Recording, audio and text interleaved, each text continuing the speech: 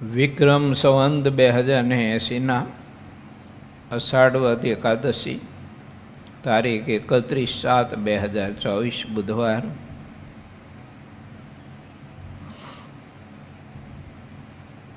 શ્રી સ્વામિનારાયણ સંસ્કારધામ ગુરુકુલ ધાંગધ્રા રૂપાળા ઘનશ્યામ મહારાજની સામીપ્યથી આજની કથા પ્રસ્તુત થઈ રહી છે. મારા ભક્તો, આજે કામિકા એકાદશીનો પવિત્ર દિવસ છે. માટે સૌ ભક્તજનોને મારા અને સમગ્ર સંત મંડળના ભાવથી આ કામિકા એકાદશીના પવિત્ર દિવસે જય સ્વામિનારાયણ.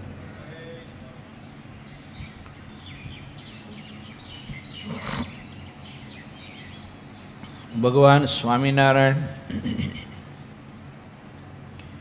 મીણબાઈએ દેહ ત્યાગ કર્યો કરિયાણા ગામના.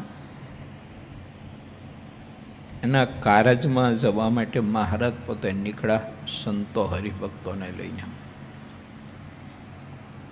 અને શ્રી હરિ એમના અગ્નિ સંસ્કારમાં અંતિમ યાત્રામાં પણ જોડાયા. આવું સિદ્ધાનંદ સ્વામી લખ્યું છે.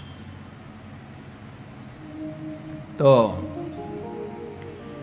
એ મીણબાઈનું જીવન કેવું ભગવત પરાયણ હશે કે ઠાકોરજી અમને વશ થઈને વર્તતા હતા.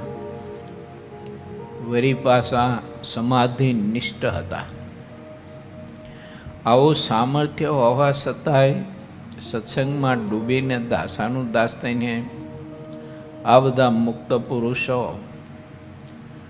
ભગવાન શ્રી હરિની ભક્તિ, સેવા, પરિચર્યા, વ્રત, તપ ખૂબ જ કરતા હતા. આ અઘરામાં અઘરો વિષય છે કે સામર્થ્ય પામ્યા પછી પણ દાસાનું દાસ થઈને સત્સંગમાં રહેવું અને મહારાજની મૂર્તિનું ધ્યાન, ભજન, વ્રત, તપ વિશેષને વિશેષ કરવા. ઘણીવાર અમુક પ્રકારનું સામર્થ્ય, કોઈ પ્રકારની મોટપ, આ બધું આવી જાય ને એટલે સેવા, પરિચર્યા, વ્રત, તપ, ધ્યાન, ભજન વધવાના બદલે ઘટે છે. માટે આપણે સૌ કોઈ લક્ષ્ય એવું બાંધવું જોઈએ કે ચાહે તેવી પરમાત્મા આપણને મોટપ આપે અને ગમે તેવી સામર્થ્યને આત્મા પામે, પણ દિન આધીન થકો સત્સંગમાં રહી અને સંત ભક્તોની ટેલ ચાકરી કરતો રહે, એના ઉપર ભગવાનનો અતિશય રાજીપો થાય છે. આવું મહારાજે મધ્યના 25માં કહ્યું છે. મહારાજે સંતોને સાચવીને ચાલવા માટેની આજ્ઞા કરી હતી કે આ પહાડી વિસ્તાર છે, માટે તમે ખૂબ સાચવીને ચાલજો, નીચે જોઈને, જેણે કરીને તમારો પગ કોઈ પથ્થર સાથે અથડાય નહીં, કોઈ કાંટા કાંકરા તમને પગમાં ખૂંચે નહીં, એમ સંભાળીને ચાલજો. શ્રી હરિએ આપણને સહુ કોઈને જીવન યાત્રાનો એક પવિત્ર સંદેશો આ માધ્યમથી આપ્યો છે.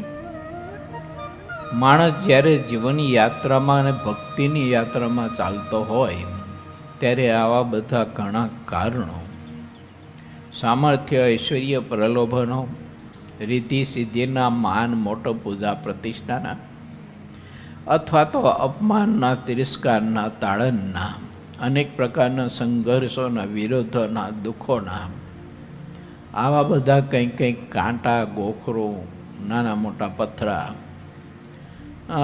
પ્રલોભનોની કોઈ નાની મોટી ખીણો, ખાડા, ટેકડા બધું આવતું હોય. યથાર્થ મહારાજનો નિશ્ચય જો કર્યો હોય અને મહારાજને પામી જવા માટેનું લક્ષ્ય બાંધ્યું હોય તો ભક્તિના યાત્રાના માર્ગમાં, મોક્ષની યાત્રાના માર્ગમાં નિર્વિઘ્ન પરમાત્માને પામવા માટે આત્મા સાધના કરી શકે છે. આવા અદ્ભુત વિચારો આપણને સૌ કોઈને આપ્યા છે.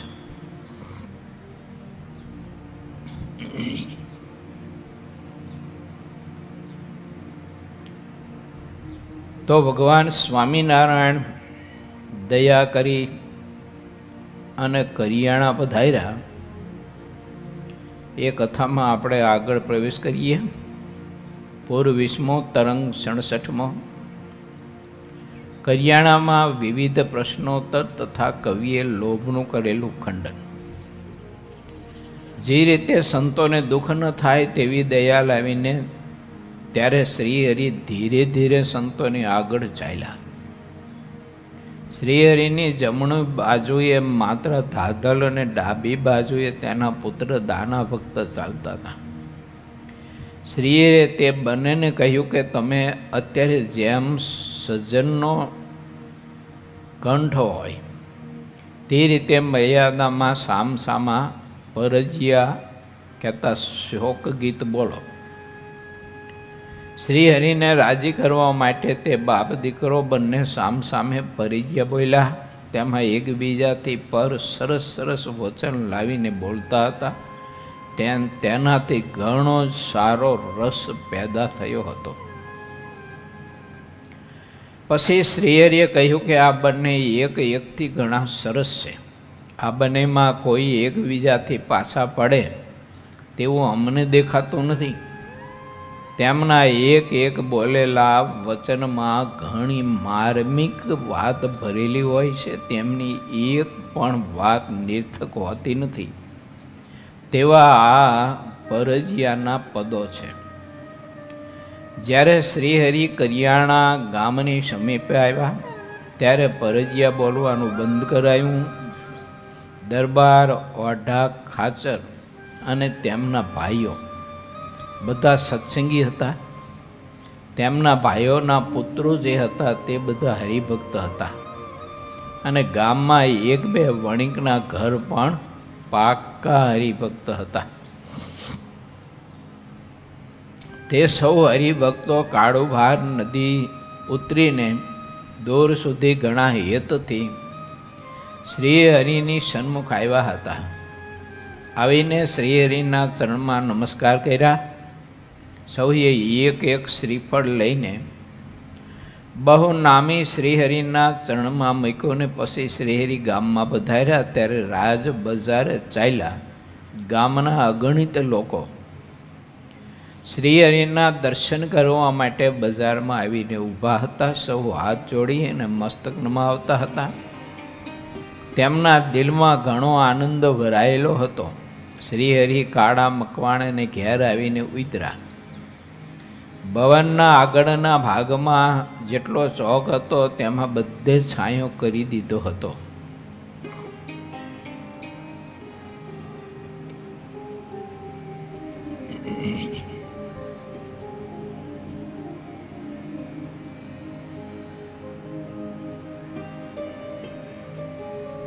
તે ચોકમાં સારો પલંગ બિછાવી દીધો હતો.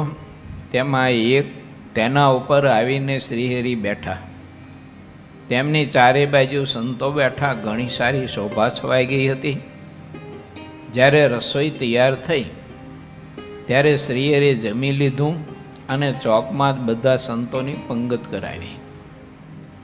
શ્રીહરિ પોતે પીરસવા આવ્યા. સાકરનો શીરો કર્યો હતો. જ્યારે પીરસાઈ ગયું ત્યારે સંતો જમવા લાગ્યા. સંતો જમી રહ્યા.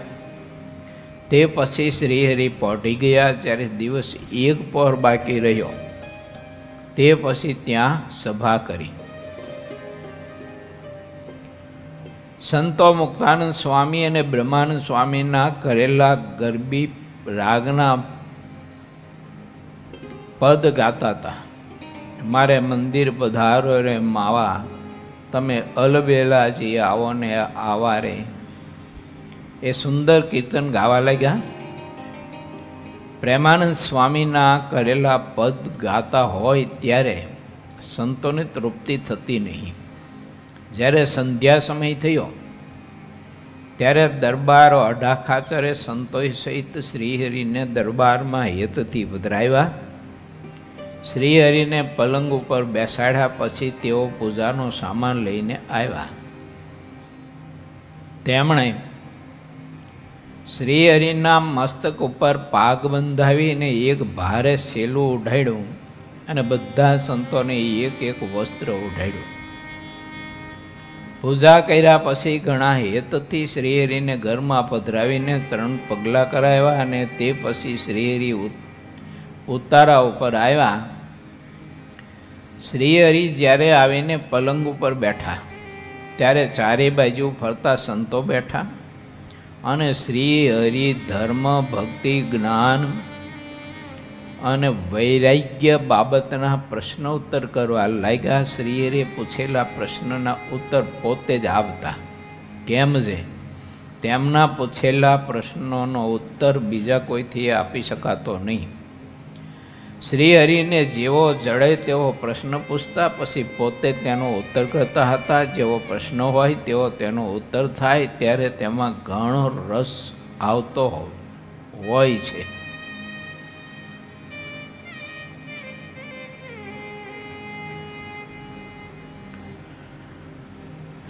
આ રીતે ભગવાન મુમુક્ષુ આત્માઓ અને પોતાના ભક્ત કે જે પ્રભુને અખંડ રટતા હોય અને પ્રભુનું ખૂબ ભજન કરતા હોય, એને દર્શન દાન દેવાને એની સેવા સ્વીકારવા માટે ભગવાન શ્રી હરિ સામે ચાલીને પધારતા તો ખરા, પણ જે જિજ્ઞાસુ હતા, શ્રદ્ધાળુ હતા અને જેને અનન્ય નિષ્ઠા હતી તે બધા લાભ લઈ શકતા હતા. નહીતર ઘણી વખત એવું થાય, ભગવાન શ્રી હરિએ ગરડા અંત્યના 33માં બતાવ્યું છે કે જીવ બીજાના ભાણામાં કેટલું ને કેવું પીરસાયું છે એ જોવા રહે ને એ માણસ ભૂખ્યો રહે છે. માટે આપણે વિચારવું કે કોના ભાણામાં કેટલું ને કેવું પીરસાણું છે એની કરતાં આપણા ભાણામાં કેટલું ને કેવું પીરસાણું છે તે જોઈ અને માણસ જો જમવા લાગે ને તો ભૂખ ભાંગે, તેમ વિચારવું જોઈએ આપણે સૌ કોઈએ કે ઠાકોરજી મારા ઉપર કૃપા કરી અને મને કેવો ભગવાન ભજવાનો અને જીવનું આત્યંતિક કલ્યાણ કરવા માટેનો, સંતો ભક્તોનો રાજીપો કમાવા માટેનો યોગ આપ્યો છે. માટે મનની બધી જ કરામતો બાજુ પર મૂકી અને જ્યારે જે યોગનો યોગ હોય ત્યારે તે યોગ સાધી લો. જ્યારે સેવાનો યોગ હોય ત્યારે સેવા કરી લેવી, કથા વાર્તા કીર્તન ભક્તિનો યોગ હોય તો કથા વાર્તા કીર્તન ભક્તિ કરવા, અને જ્યારે ધ્યાન ભજનનો યોગ હોય તો ત્યારે ધ્યાન ભજન કરી અને ભગવાનને સંત ભક્તોનો રાજીપો કમાઈ લેવો જોઈએ. અને પોતાના ભાણામાં પીસાયેલું પોતે જોઈ શક્યો કહેવાય. માટે વિચારો કે ઠાકોરજી આપણને આવા બધા યોગ આપતા હોય છે. શા માટે આપે છે એ થોડોક આપણે વિચાર કરવો જોઈએ. તો પરમાત્મા એ બધા યોગ એટલા માટે આપે છે કે આત્મા ચોખ્ખો થાય, શુદ્ધ થાય અને જન્મ જન્માંતરની વાસનાથી આત્માઓ જે છમાઈ ગયો હોય તો એ બધી વાસનાઓ દૂર થાય અને પરમાત્માની મૂર્તિના સુખનો આત્મા ભોગતા બને. એના માટે પરમાત્માએ આપણને આવા બધા કૃપા કરીને યોગ આપતા હોય છે, સંત આપતા હોય છે, ભક્તો આપતા હોય છે, શાસ્ત્ર આપતા હોય છે. આ બહુ શ્રેષ્ઠ યોગ છે. જો પરમાત્માએ આપણને આવો બધો યોગ ન આપ્યો હોત તો આજે જે આ પવિત્ર એકાદશીના દિવસે રૂપાળા ઘનશ્યામ મહારાજની સન્મુખ બેસીને પ્રભુની મૂર્તિને ધારીને આપણે કથા શ્રવણ કરી શકીએ છીએ અથવા ગાઈ શકીએ છીએ, તે યોગ ન મળ્યો હોત અને જીવ ગમે ત્યાં કોઈ પણ આ લોકની ફરજના કાર્યમાં એ જોડાયેલો હોત અને આ લોકનું કોઈ પણ કાર્ય એ કરતો હોય, ખેતી કરતા હોય તો ખેતી, વ્યાપાર કરતા હોય તો વ્યાપાર, કોઈ કારખાના ચલાવતા હોય તો કારખાના. પણ અત્યારે પ્રાતઃ સમયમાં પરમાત્માની મૂર્તિ ધારીને ભગવત ચરિત્ર સાંભળવા અને ભગવાનના ભક્તના ગુણાનુવાદ જે ગ્રંથમાં લખાયા છે તે સાંભળવાનો અવસર એક બહુ મહામોટો યોગ છે. માટે આપણે પોતે વિચારવું કે મારા ઠાકોરજીએ મારા ઉપર ખૂબ જ કૃપા કરી છે, એટલે મારે આ બધું મેળવી લેવું અને પ્રાપ્ત કરી લેવું. પછી બીજા કરે છે કે નથી કરતા એ બધી રાહ જોવી નહીં. ઘણા બધા લોકો ભક્તિ પણ વાદે કરીને કરતા હોય છે. ભક્તિ નિર્વાદ હોવી જોઈએ. પહેલો કરે છે, પહેલો મંદિર આવે તો હું મંદિર જાઉં, પહેલો કથામાં આવે તો હું કથામાં જાઉં, પહેલો કથામાં નથી આવતો તો મારે કથામાં નથી જવું, વગેરે વગેરે વાદે કરીને બહુ કરતા હોય છે. આવું બધું ઘણી જગ્યાએ જોવા મળતું હોય છે. પરંતુ પરમાત્માના ભક્તને હંમેશા નિર્વાદી જીવન જીવવું જોઈએ અને કદાચ વાદ કરવો જોઈએ તો મહારાજ કે ભગવાનના એવા મોટા પુરુષ હોય એનું કરવું, એની દેશી કાઢવી, કે એને જેવા ધ્યાન ભજનના અંગ છે ને જેવી શ્રદ્ધા છે એવી આપણે ધ્યાન ભજનમાં અને કથા કીર્તનમાં શ્રદ્ધા દિન પ્રતિદિન વધે એવો પ્રયત્ન કરવો. એમ તો એવા મોટા પુરુષનો જો આપણે ગુણ ગ્રહણ કરી અને એનું અનુકરણ કરીએ તો એમાં અંગ ઘણું બધું જ આપણું વૃદ્ધિ પામે છે. એટલે ભગવાન શ્રી હરિ સંતો પાસે પ્રશ્નોત્તર કરાવતા હતા. પોતે પ્રશ્ન પૂછે, સંતો પાસે પ્રત્યુત્તરની અપેક્ષા મહારાજ વ્યક્ત કરે અને સંતો પણ સમર્થ હતા. પરંતુ એ ભગવાન સ્વામિનારાયણના મુખ કમળથી પીરસાતી વાણી એના બહુ જ ભૂખ્યા હતા. અને પરમહંસોને એવું હતું કે મહારાજના મુખ કમળથી પીરસાયેલું અમૃત એ યુગોના યુગો સુધી આત્માઓને ખૂબ જ મહા અતિ દિવ્ય આનંદ આપશે. અને એટલે સંતો ઘણી વખત જાણી જોઈને પ્રત્યુત્તર કરતા ને કરતા હોય તો કંઈક જુદો જ કરે. પછી મહારાજ હસતા થકા એનો પ્રત્યુત્તર કરે. આવા બધા યોગ ભગવાન શ્રી હરિ સામેથી આપતા નહીતર કરિયાણા ગામના હરિભક્તો કે બીજો સમાજ એ ત્યાગ વૈરાગ ઉપર ચર્ચા થતી હોય, જ્ઞાન ગોષ્ઠી થતી હોય, પ્રશ્નોત્તરી થતી હોય, એકાદા બીજા પ્રશ્નોત્તરીને આપણે કરતા હોય, એનો શ્રવણ કરવાનો યોગ તે કરિયાણા ગામના લોકોને ક્યાંથી પ્રાપ્ત થાય? પણ મહારાજ સામે ચાલી અને આવું સુખ ને આનંદ આપતા. એમાં જે શ્રદ્ધાળુ હતા, વિશ્વાસુ લોકો હતા, તે બધા સત્સંગ કરી, કીર્તન ભક્તિ સાંભળી અને ખૂબ જ સંતુષ્ટ થતા. એટલે મહારાજના ચરણમાં પોતાનું શીશ ધરાવી અને આશ્રય સ્વીકારીને ખરેખર આ ભગવાનના એકાંતિક ભક્ત થતા.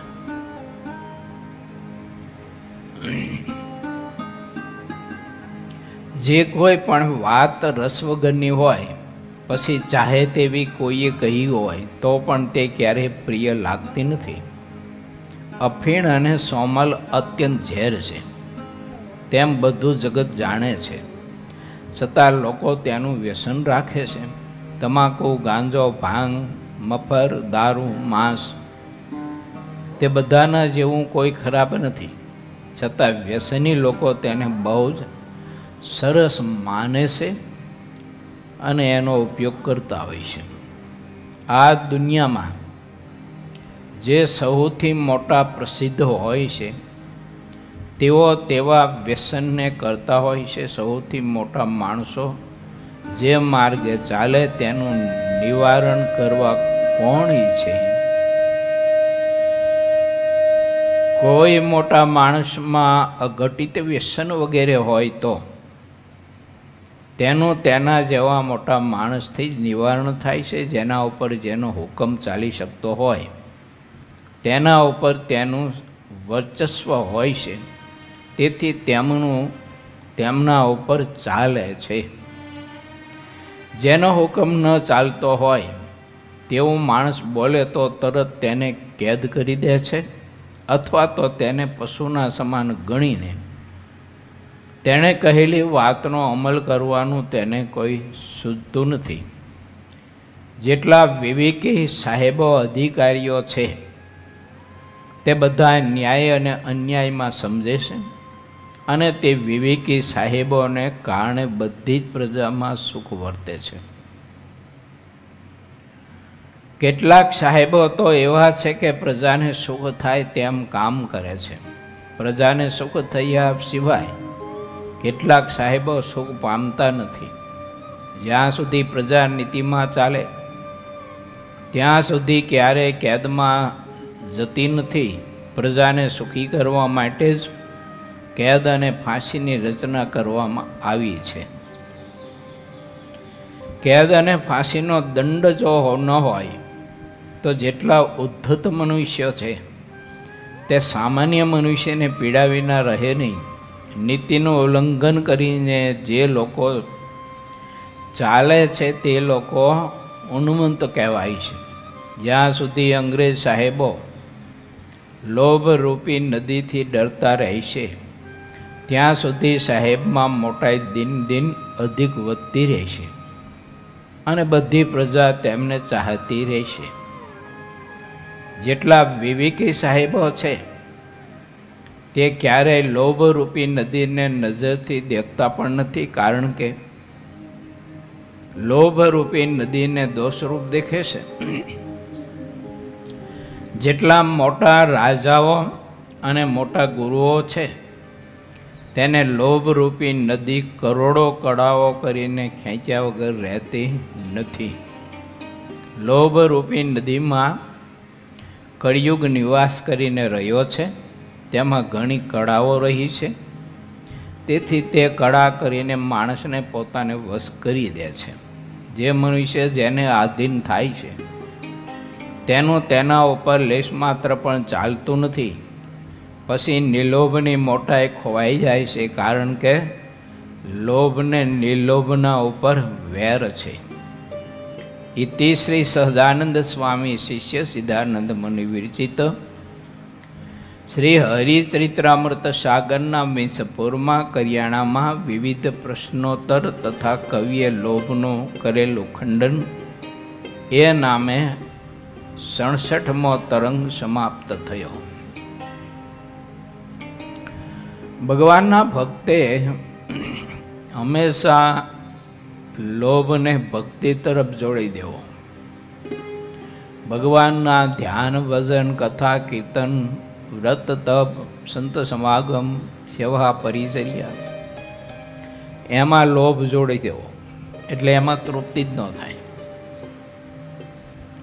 બાકીના બધા જે કંઈ યત્કિંચિત વિષયો છે,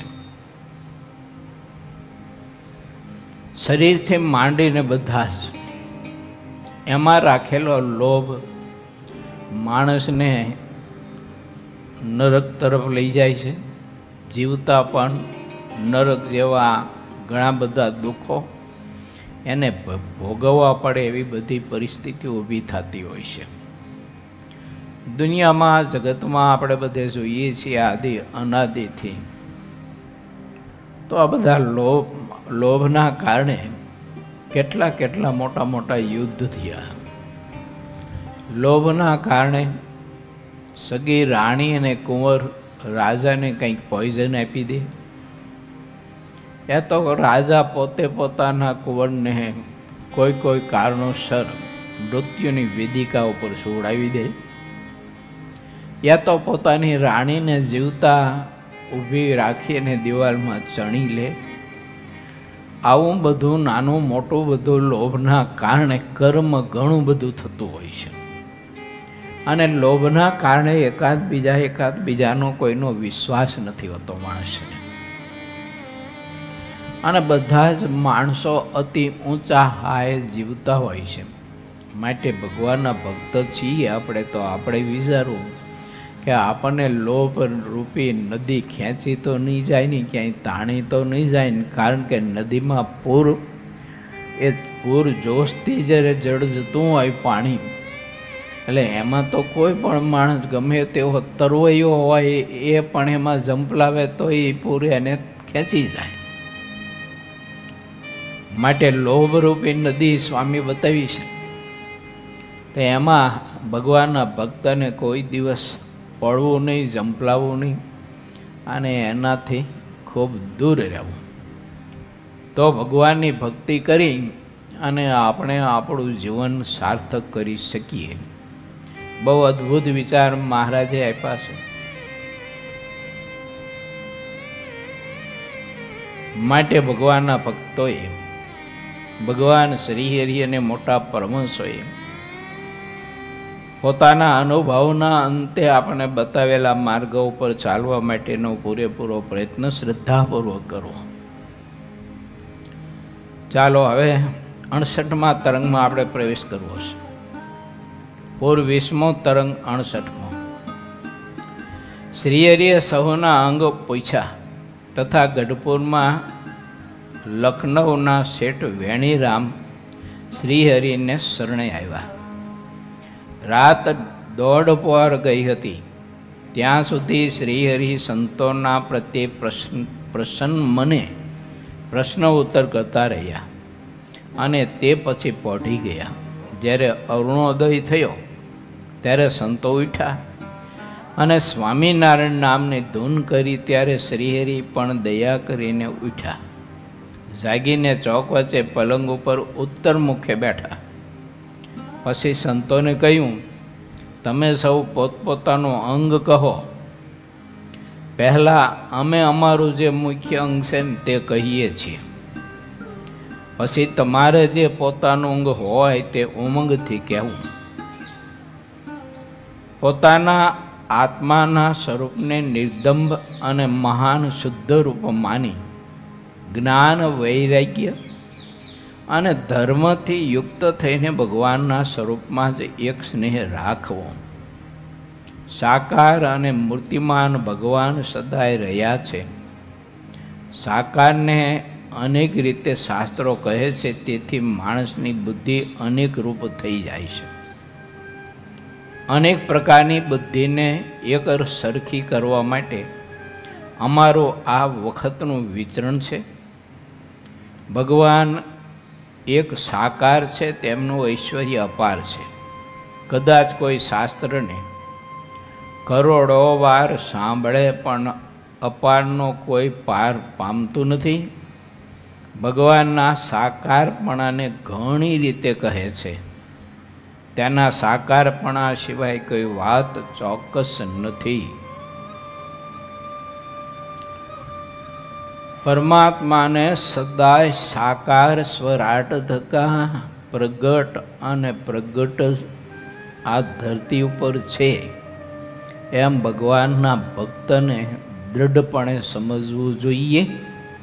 અને બીજા પાસે જો વાત કરતો હોય ભગવાન સંબંધી, તો તે વાતમાં પણ આ વાતનું બીજ લાવી અને વાત કરે.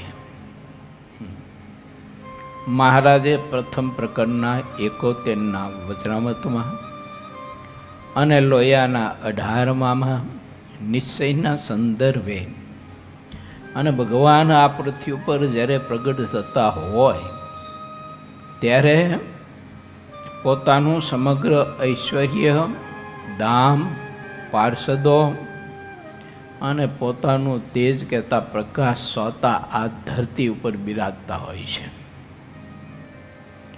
માટે તે ભગવાન દ્રષ્ટિગોચર દયાએ કરીને થાય, ક્યારેક ન પણ થાય. પરંતુ ભગવાનના ભક્તને ભગવાનને સદાય હંમેશા સાકાર અને પ્રગટ અને પ્રગટ જ પ્રભુને માનવા. અખંડ મહારાજ મારા આત્માને વિશે રહીને પ્રભુ પ્રકાશ કરી રહ્યા છે ને પ્રકાશ આપી રહ્યા છે. આ ભાવનાની દૃઢતા પ્રતિક્રિયામાં મારે તમારે રાખવી અને કરવી. આ ભગવાનનું સાકાર સ્વરૂપ અને પ્રગટ સ્વરૂપ માયનું કહેવાય. આત્માને વિશે પરમાત્મા અખંડ પ્રભુ રહ્યા છે. કોઈ સમયે દ્રષ્ટિગોચર થાય, કોઈ સમયે દ્રષ્ટિગોચર ન પણ થાય. પરંતુ આત્મામાં જે પ્રકાશ છે એ પરમાત્મા પોતે જ પ્રેરી રહ્યા છે અને એ પ્રકાશના માધ્યમે જ આત્માઓ એટલે જીવ શરીર ધારી એ બધી જ ક્રિયાઓ કરી શકે છે.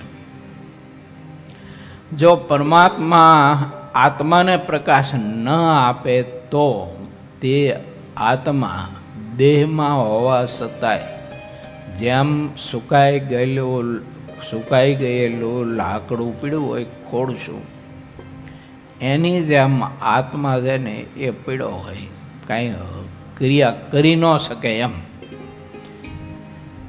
મધ્યના 31ના વચનામૃતમાં મહારાજ આ સંદર્ભો બતાવ્યો છે કે પુરુષોત્તમ એવા જે વાસુદેવ તેણે પુરુષોત્તમ રૂપે જ્યારે વિરાટમાં પ્રવેશ કર્યો ત્યારે વિરાટ તત્વ તે હલનચલન કરી શક્યું અને ક્રિયા કરવાને સમર્થ થયું. આ વાત મહારાજે બતાવી છે. આપણે જાગી શકીએ છીએ, આરામ કરી શકીએ છીએ, ખાઈ પી શકીએ છીએ, ચાલી શકીએ, બેસી શકીએ, વ્યવહારો કરી શકીએ, બોલી શકીએ, સાંભળી શકીએ, જોઈ શકીએ. આ બધો જ પ્રકાશ પરમાત્મા આપે છે. ત્યારે આત્મા ઇન્દ્રિયો અને એના દેવતાના માધ્યમથી આ બધો સુખ લઈ શકે છે. જો પરમાત્મા એ પ્રકાશ ખેંચી લે તો ઇન્દ્રિયો એના જ છે, આપણે આંખ એના જ છે, પણ આંખથી કશું દેખાય નહીં. કાન એના જ છે, પણ કાનથી સંભળાય નહીં. પછી જીભ આપણે એના જ છે, પણ બોલી ન શકાય. અને જમે તો રસની કંઈ સ્વાદની કંઈ ખબર ન પડે એને. તીખું ગળ્યું ખાટું કશું કાંઈ ખબર ન પડે. કારણ કે વરુણ દેવતા પોતાનું સામર્થ્ય જ્યારે પરમાત્માની ઈચ્છાથી ખેંચી લે ત્યારે આ જીભ છે ને એ તો એક માંસનો લોચો છે, તો એનાથી વિષયનો કોઈ સ્વાદ લઈ ન શકે. આટલું આપણે વિચારીએ ને તોય પરબ્રહ્મ પરમાત્મા પ્રગટ અખંડ પ્રભુ મારા ભેળા જ રહ્યા છે. મારા આત્માને વિશે એ જીવને અંદરથી હા પડી જાય. બાકી પ્રભુની મરજી વિના કહેતા પરમાત્મા પ્રકાશ ન આપે, એને ચેતના શક્તિ જો ન આપે તો જીવ કશું જ ના કરી શકે. એટલે જેટલી ચેતના શક્તિ ભગવાને આપણને આપી છે, પાત્રની તારતમ્યતા એ કરી અને આપતા રહે છે. તે ભગવાન ખુદ પોતે જ એ જીવના સુખના વાસ્તે એ ચેતના શક્તિનો પ્રકાશ પ્રભુ આપે છે. પછી સુજ્ઞ પુરુષો, બુદ્ધિશાળી પુરુષો, જ્ઞાની પુરુષો એ પરમાત્માએ આપેલો જે પ્રકાશ એના માધ્યમે પોતાના આત્માના કલ્યાણ માટેનું બધું સાધન કરી શકે છે અને પોતાનું કલ્યાણ સિદ્ધ કરે છે. અજ્ઞાની જે આત્માઓ છે એને પરમાત્મા જ્યારે પ્રકાશ આપે છે ત્યારે એ પ્રકાશનો ખોટો વ્યય કરી અને અનેક પ્રકારના પાપ કર્મ કરે છે. અને એ પાપ કર્મના કારણે અંતે પાછો ઘોર નરક યાત્રામાં અનેક પ્રકારના દાહ અને કષ્ટો ભોગવે છે. માટે ભગવાન તો પ્રગટ જ છે, અને એ પરમાત્માએ આપણને ચેતના શક્તિ આપી હોય તો તેનો ઉપયોગ આત્માના કલ્યાણ માટે કરવો જોઈએ. આવી બધી વાતો મહારાજ જ્ઞાન ગોષ્ઠીના માધ્યમે કરિયાણા ગામમાં એ લોકોને વધુને વધુ જ્ઞાન થાય ને સમજ આવે એના માટે કરી રહ્યા છે. ધર્મ જ્ઞાનાદિક સર્વનું ફળ ભક્તિ છે. ભગવાન સાકાર ન હોય તો ભક્તિ શું કરવી? અને ભક્તિ વિના ક્યારેય કોઈનો ઉદ્ધાર નથી. ભક્તિ સિવાયની જેટલી વાતો છે તે તો મોક્ષરૂપ બીજનો ઘાત કરનારી છે.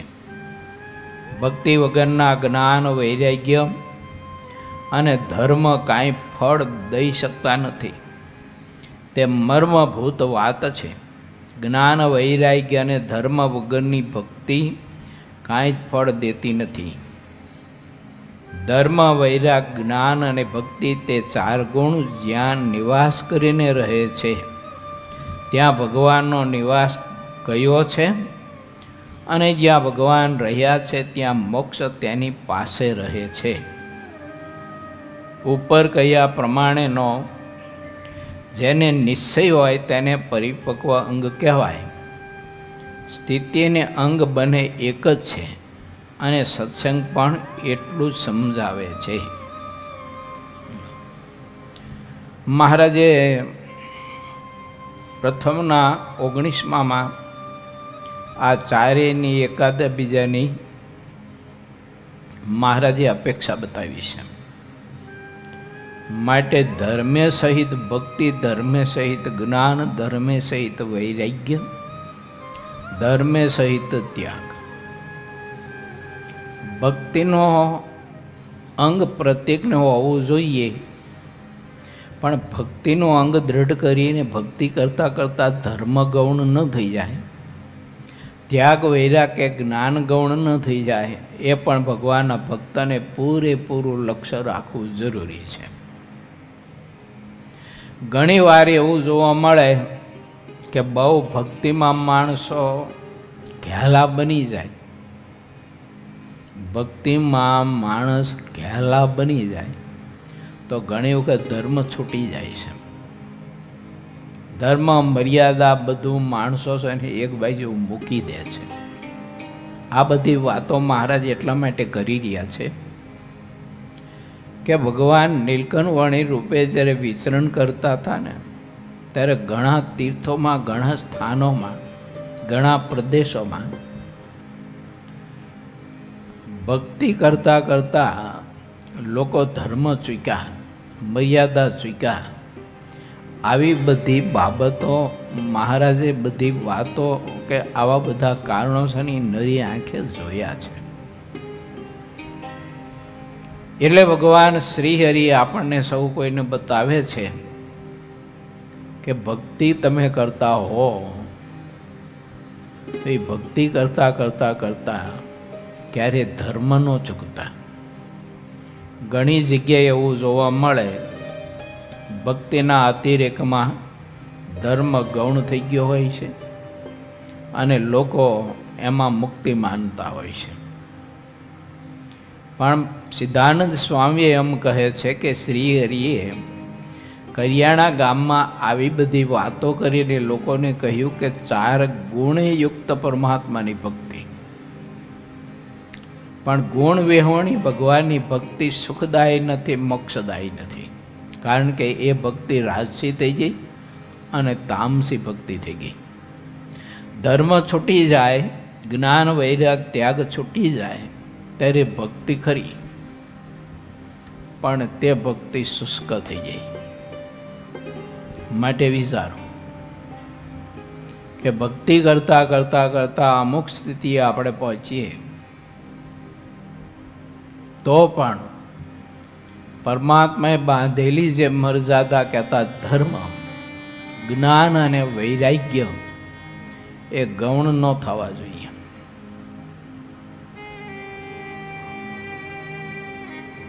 તે પછી સંતોમાં જેનું જેવું અંગ હતું ને તે પ્રમાણે સહુએ અલગ અલગ રીતે પોતપોતાના અંગ જેવા હતા તેવા કહી દેખાડ્યા.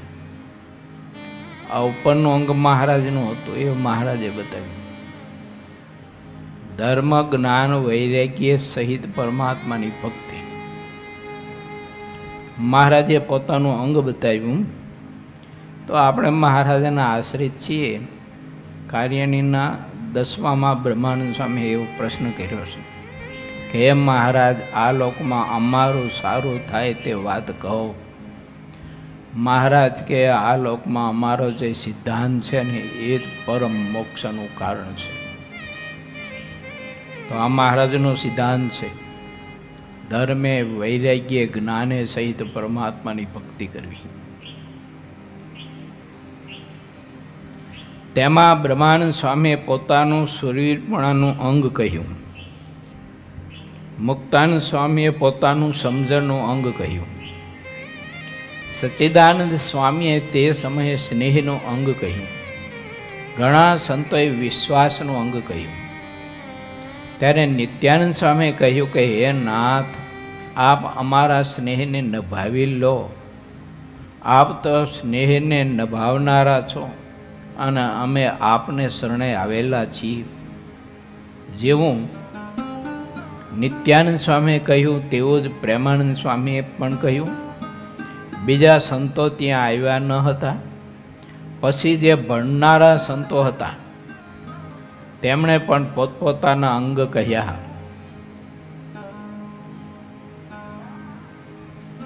પછી શ્રીહરિએ કહ્યું, આજ તો કીર્તન ઉપર સહુના અંગ કહો. તે અંગોનો વિસ્તાર તત્વાર્થ બોધિની ટીકામાં નીચે મુજબ લખાયેલો છે. મુકુંદાનંદ વર્ણીએ કહ્યું, આવ્યા ચાતુર્માસના દાહડા, ચડ્યો હરી ચાખડીએ મારા, એ પદ બોલીને પોતાનું અંગ દર્શાવ્યું. જયાનંદ વર્ણીએ કહ્યું કે નયણે મોહન વર નિરખા, મેં જ્યારે પૂર્ણ કામ થયું મારું ત્યારે. અખંડાનંદ વર્ણીએ કહ્યું કે ધર્મ કુંવર ઘનશ્યામજી, મારા પ્રાણતણા આધાર જોઈને જીવું છું. વાસુદેવાનંદ વર્ણીએ કહ્યું, સૌ હરિભક્તને રહેવું હોય મારે પાસ, તો તમે મેલજો રે મિથ્યા પંચ વિષયની આશ. નારાયણાનંદ વર્ણીએ કહ્યું કે દાસી થઈને રહેજે દિન દયાળની, નીચી ટેલ મળે તો માને ભાગ્યજો ને. મુક્તાનંદ સ્વામીએ કહ્યું, મોહનને ગમવાને ઈચ્છો માનની, તથા પુરુષોત્તમ વર પાયો માય મેં આજ. બ્રહ્માનંદ સ્વામીએ કહ્યું, આવો ને ઓરા છેલ્લ છબીલ મારી શેરીએ. ગોપાળાનંદ સ્વામીએ કહ્યું, તમે રહેજો રે, તમે રહેજો દાસના દાસ થઈ વ્રજવાસી. નિત્યાનંદ સ્વામીએ કહ્યું, છાંડી કે શ્રી કૃષ્ણ દેવ ઓર કે જો કરું સેવ, કાટી ડારો કર મેરો તીખી તરવાર છે. ચૈત્યાનંદ સ્વામીએ કહ્યું કે હરિહૈયાના હાર છો જીરે, તમે હરિહૈયાના હાર છો. આ સંતો બધા પોતાના અંગની વાત કરે છો. આનંદાનંદ સ્વામી કહ્યું કે સૈજા શણગાર શોભતા રે.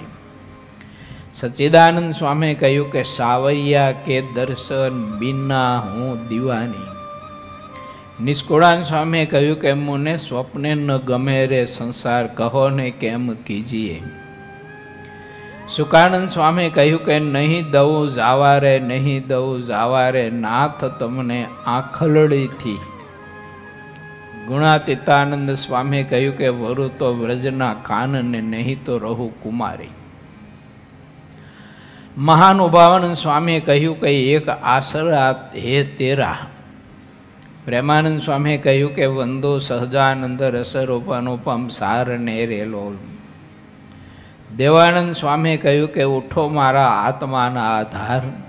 દરબાર દાદા ખાચરે કહ્યું બાય ગ્રહી કે લાજ હે તેરે નિત્ય રહે મંદિરીએ મેરે. દરબાર ઝીણાબાઈએ કહ્યું તારા દાસના દાસની નિત્ય સંગત વિના ભૂદ્રા ભ્રષ્ટ થાય મન મારું. સુરા ખાચરે કહ્યું વાલા લાગો સો વિશ્વ આધાર રે. સોમલા ખાચરે કહ્યું મેં દીવાની બંધો હરિ તેરા તુમ સાચે હો સાહેબ મેરા. નાજા જોગ્યાએ કહ્યું ઓરા આવો નટવર નાનડિયા તમે મારા જીવ સાથે જડિયા. રતનજીએ કહ્યું કે હરિજન સાચા રે જે ઓરમાં હિંમત રાખે. ભગુજીએ કહ્યું કે મોહની લાગી મેરી મૈયા. ભીમ ભક્તે કહ્યું મય દાસી તેરી ચરણ ઉપાસી રહ્યો ન જાવે દૂર. વીરા ભક્તે કહ્યું રે સગપણ હરિવરનું સાચું. હસન ભક્તે કહ્યું તમને ચાંપાને ચોયડા તેહ કે ભૂજામાં ભીડિયા જેહ. હરજી ભક્તે કહ્યું ઓરા આવો નટવર નાનડિયા. પછી શ્રી હરિએ દૂર રહેલી મહિલાઓને સભામાં પણ જ્યારે કહેવડાયું ત્યારે તે અનન્ય ભક્ત મહિલાઓએ પણ કીર્તનનું ચરણ બોલીને શ્રીહરિના સ્વરૂપમાં સ્નેહ વિષયક પોતપોતાના અંગ કહ્યા. જીવુબાએ કહ્યું વાલા મારી છો જીવન દોરી. રમાબાએ કહ્યું નહીં દઉં જાવા રે નહીં દઉં જાવા રે નાથ. લાડુબાએ કહ્યું કે વાલા રમઝમ કરતા કાન મારે ઘેર આવો રે.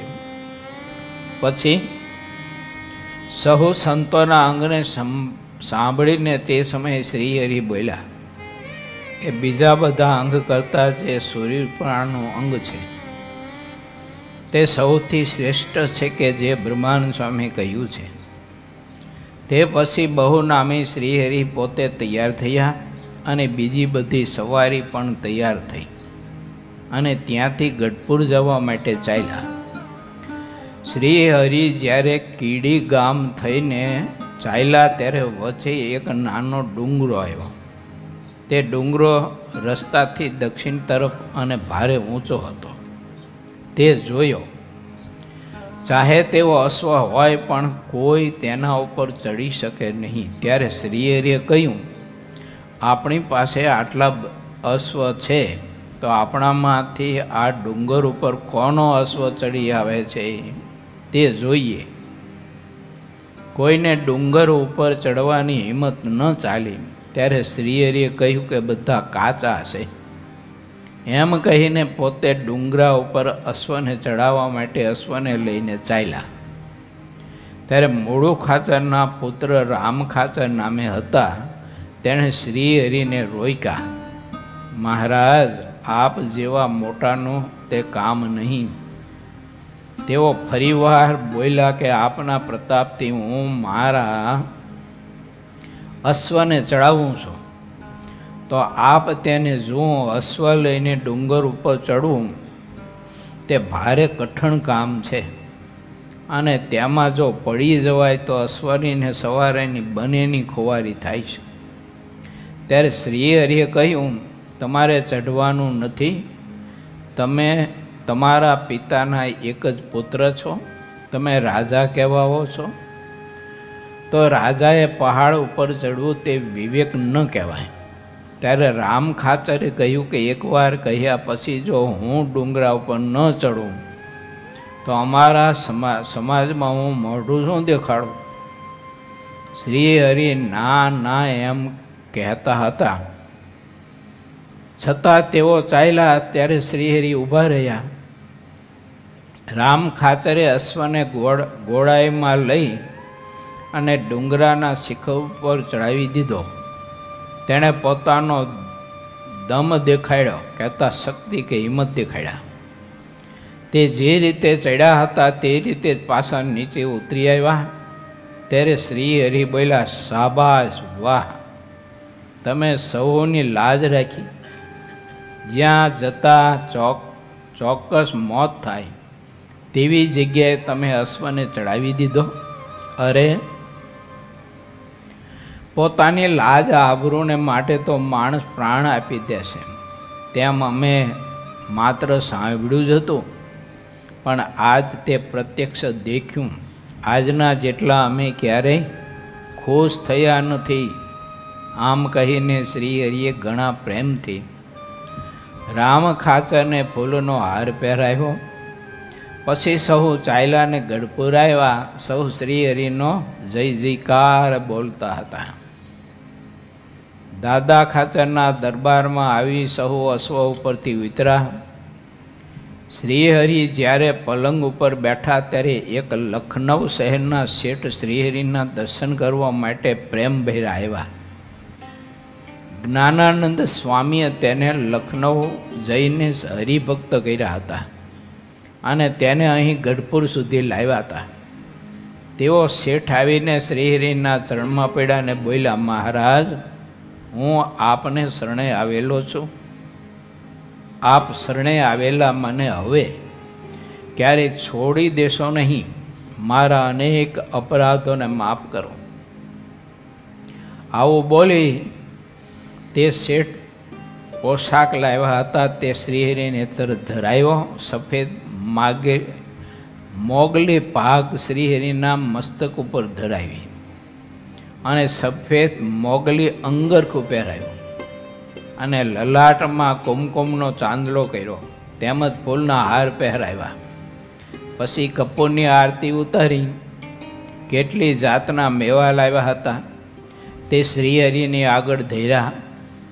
તેઓ લખનૌના નવાબના મુનિમ હતા. શ્રીહરિએ તેનું સન્માન કર્યું. શ્રીહરિના દર્શન કરવા માટે તે ગઢપુરમાં 1 મહિના સુધી રહ્યા. તેનું વેણીરામ આવું નામ હતું. જ્યારે સભા થતી હતી તે વખતે શ્રીહરિના દર્શન કરવા માટે તે સભામાં આવતા. તે જે કાંઈ પૂછતા હતા તેને શ્રીહરિ કહેતા હતા. તે ઘણા બુદ્ધિશાળી હતા. તેથી હરિભક્તાના બધા ધર્મ તેણે લખી લીધેલા હતા. કેટલી વાર તેણે શ્રીહરિને માટે થાળ કરાવ્યો હતો અને વારંવાર પૂજ્ય ભાવ સાથે મહારાજની પૂજા કરી હતી. ઇતિ શ્રી સહજાનંદ સ્વામી શિષ્ય સિદ્ધાનંદ મુનિ વિરચિત શ્રી હરિચરિત્રામૃત સાગરના વિંશપુરમાં શ્રીહરિએ સૌના અંગ પૂછ્યા અને ગઢપુર આવ્યા.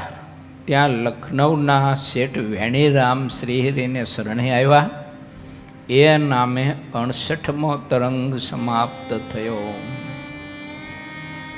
ઇતિ શ્રી હરિચરિત્રામૃત સાગર ગ્રંથે વિષપુર સંપૂર્ણ. 20મું પૂર આજે એકાદશીના દિવસે પૂરું કરવું હતું ને એટલે 2 તરંગ લીધા. મહારાજની કૃપાથી આપ સંતો હરિભક્તોની કૃપાને રાજીપાથી 20મા પૂરની કથા તમારા કર્ણ પ્રદેશ અને હૃદય પ્રદેશ સુધી પહોંચાડવા માટેનો યથામતી અનુસાર પ્રયત્ન કર્યો છે. આપ સૌ કોઈ ભક્તજનો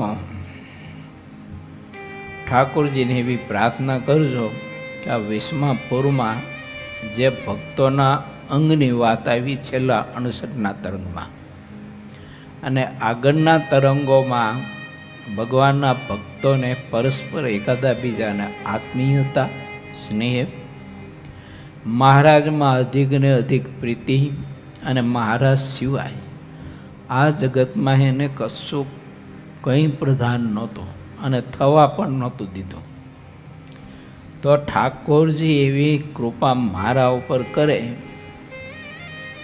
એવી ઠાકોરજીને તમે બધા ભક્તજનો આ કથા સાંભળીને એ નિમિત્તે દક્ષિણામાં એવી પ્રાર્થના કરજો.